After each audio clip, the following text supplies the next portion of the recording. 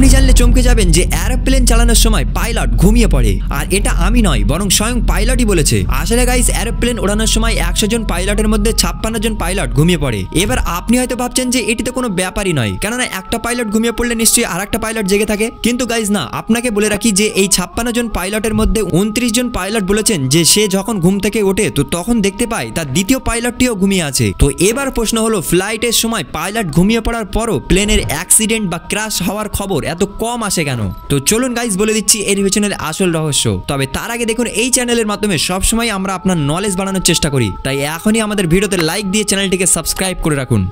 তো গাইস দেখুন, যখন দুটো পাইলটই ঘুমিয়ে পড়ে এবং প্লেনে কোনো রকম ক্রিয়াকার্য হয় না, তো তখন অটো পাইলট অন হয়ে যায়। কিন্তু এর পরেও 30 মিনিট পর্যন্ত কোনো রকম ক্রিয়াকার্য না হলে প্লেন তখন খুবই জোরে অ্যালার্ম বাজায়, যার ফলে তখন পাইলটগুলো আবার জাগ্রত হয়ে যায়। আর তাছাড়া জাগ্রত এই লোকটিও ছিল।